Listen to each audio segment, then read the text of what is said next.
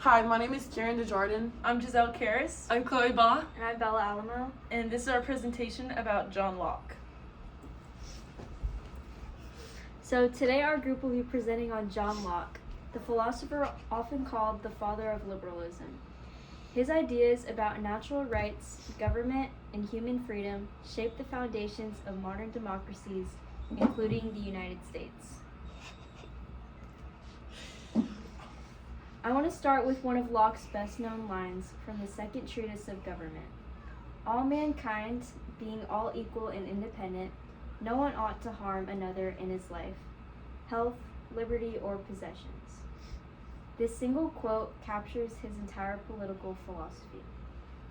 Locke uses this idea to argue that legitimate governments must respect and protect these rights, and if they fail to do so, the people will have the authority to change or even overthrow that government. This was a revolutionary claim during this time. John Locke was born in 1632 in Somerset, England, and he studied at Oxford University where he focused on philosophy, medicine, and the natural sciences. His background in medicine influenced his thinking. He believed the mind begins as a blank slate. This shaped by experiences, which was a major challenge to traditional ideas about knowledge. He eventually became connected to the Earl of Shaftesbury, a powerful politician, which led Locke to get involved in political writing and debates. The time that Locke lived in was very chaotic. England had just gone through the English Civil War, a violent conflict over how much power the king should have. Later, during the Glorious Revolution in 1688, the English people removed the king, James II, and replaced him with William and Mary. Locke strongly supported this change because it limited the power of the monarchy. In fact, Locke's writings provided philosophical justification for the Glorious Revolution, arguing that kings could not rule by divine right and that people had the ultimate say in political authority. These historical events shaped Locke's thinking. He believed that government was not created by God for kings, but by people for the purpose of protecting their rights. He wrote two major works in 1689, two treatises of government and an essay concerning human understanding. These texts challenged the idea of absolute monarchy and introduced ideas that heavily influenced American democracy. Thomas Jefferson later drew directly from Locke's theories when writing the Declaration of Independence, especially the idea that people are born with unalienable rights. Locke's influence is also seen in the U.S. Constitution's emphasis on limited government, separation of powers, and the protection of individual liberty. Another important part of Locke's legacy is his belief in the social contract, the idea that governments only gain power through the consent of the governed. This concept became a foundational principle for modern democratic societies and continues to shape political systems today. So, to summarize my section, Locke lived during political turmoil, and this inspired him to argue for a government based on natural rights, equality, and consent of the governed. His ideas not only transformed political thought in England, but also laid the groundwork for the democratic traditions we rely on today. Now I'll pass it to the next speaker, who will explain how Locke understood human nature and knowledge. Thanks, Bella. Today, I'll be explaining how John Locke viewed human nature and how people gain knowledge. These ideas form the foundation of everything he later argues about government. First, Locke viewed humans as reasonable and able to govern themselves. As Locke wrote, men being by nature all free, equal, and independent. Locke believed that humans are rational, capable, and naturally equal. He did not agree with philosophers like Thomas Hobbes, who argued that people are selfish and violent. Locke believed that even without government, people are generally capable of cooperating and respecting each other's rights because they share a moral sense given by natural law. Locke describes an early situation called the state of nature. This is what life would be like before any government existed. In this state, people have natural rights, life, liberty, and property, simply because they are human. This state of nature is mostly peaceful, but it lacks stability. There is no court system or authority to enforce justice, which is why people eventually create governments.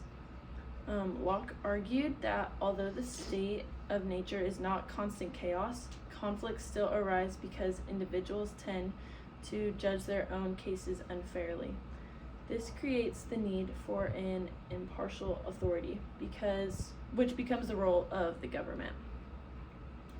Another important piece of Locke's philosophy is his idea of the mind as a tabula rasa, or a blank slate.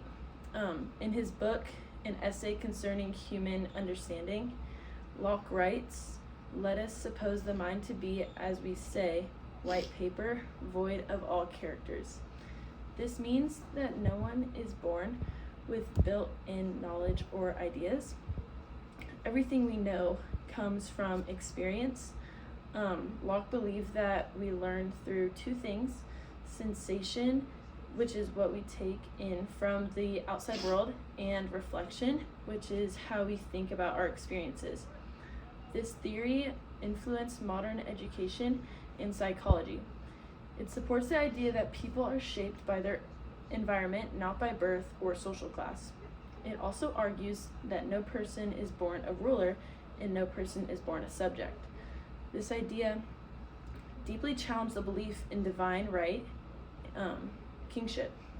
By claiming that all knowledge comes from experience, Locke removed the argument that kings are born with greater wisdom and authority. He instead insisted that political power must come from the consent of the governed, which is ordinary people who gain knowledge the same way rulers do.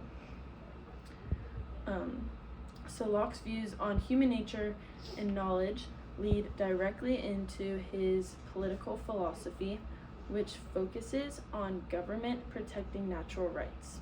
Because people are rational and capable, they form governments not out of fear, but out of desire to secure peace, justice, and stability. I'll now pass it on to Carrie Ann to explain Locke's political theories and his idea of the social contract. Thank you.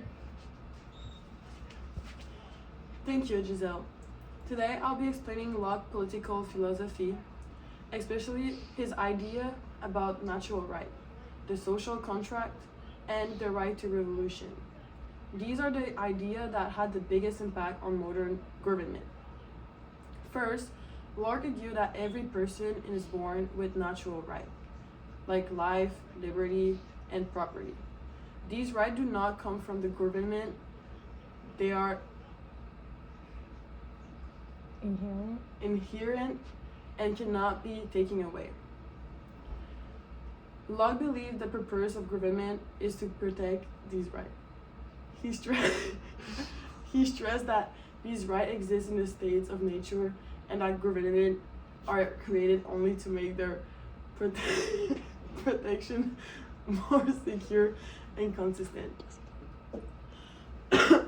Sorry. This completely rejects the traditional belief that kings and God given power over the people. This brings us to the social contract. According to Locke, people are willingly enter into a social contract in order to form a government. They give the government limited power, not absolute power, in exchange for protection of life and their rights. Locke emphasized that legitimate government must be based on consent of the governed. If a ruler does not have the people consent, they have no authority on them. Locke even argued that political power is a trust, meaning government officials are temporary steward of the people power, not owner of it. This idea later influenced constitution limits, separation of power, and check and balance. One of Locke's boldest idea is the right to revolution. He argued that if the government abuse its power or violate people's rights, citizens have the natural right and even the responsibility to overthrow it.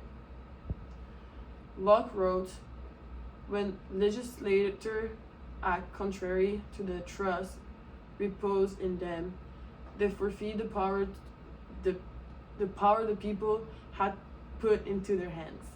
This argument was radical because it justified resistance not just when a ruler is unpopular, but when they become a threat to natural right. This idea later became the philosophical backbone of many independence movements around the world. Locke differed from Hobbes here. Hobbes believed people needed a powerful absolute ruler to erode chaos.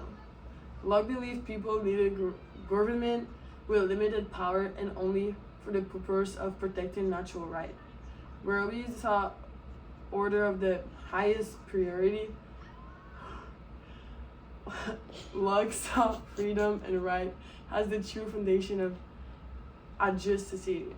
Locke's political theory became the backbone of democracy, constitutional government, and human rights.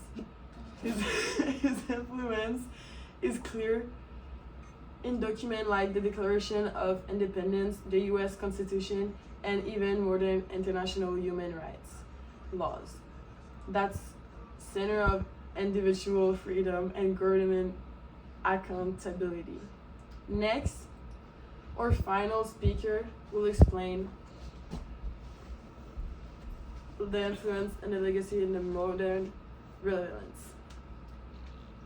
Thank you, Carrie-Ann. I'll be talking about Locke's influences on America, his impact on modern democracies, and why his ideas are still relevant today. Locke's ideas had a huge impact on the American Revolution. Thomas Jefferson borrowed heavily from Locke when writing the Declaration of Independence. Locke's phrase, life, liberty, and property, was transformed into life, liberty, and the pursuit of happiness. This shows just how central Locke was to the founding of the United States. Jefferson and other revolutionaries used Locke's arguments to justify breaking away from Britain, claiming that the king had violated the natural rights of the colonists and therefore lost his legitimacy. His ideas also shaped the Constitution and the Bill of Rights. Concepts like limited government, separation of powers, religious freedom, and personal liberty come directly from Locke's writings. The framers believed, just as Locke did, that governments must be carefully designed so no single branch becomes too powerful. Locke's insistence on protecting individual rights also helped inspire the First Amendment's freedoms of speech, religion, and assembly. Beyond the United States, Locke's influence spread across the world. His ideas supported constitutional governments, voting rights, human rights protections, and the belief that the authority of government comes from the people, not from kings or rulers. Nations in Europe, Latin America, and later even post-colonial countries in Africa and Asia used Locke's principles when forming their own constitutions. His writings became a philosophical foundation for global democracy. As Locke said, where there is no law, there is no freedom. Locke's ideas remain relevant today. Modern debates about privacy, individual freedom, education, equality, and government power all rely on principles that Locke introduced. His belief that freedom cannot exist without laws is still quoted today. For example, discussions about digital privacy, police authority, or limits on government surveillance all trace back to Locke's view that the state must protect rights without overstepping its boundaries. His ideas also shape modern conversations about fair elections, civil liberties, and the responsibilities of citizens in a democratic society. To conclude, John Locke transformed the way we think about human rights, power, and freedom. His ideas shaped revolutions, influenced constitutions, and continue to guide political thought today. Whether we talk about democracy, justice, or equality, we are still using the framework Locke helped build. Without Locke, modern democracy would look completely different. Thank you for listening to our speech and our presentation. See you later. This is where we're excited. Oh yeah, that's what we're excited. Thank you. Hit the like and subscribe.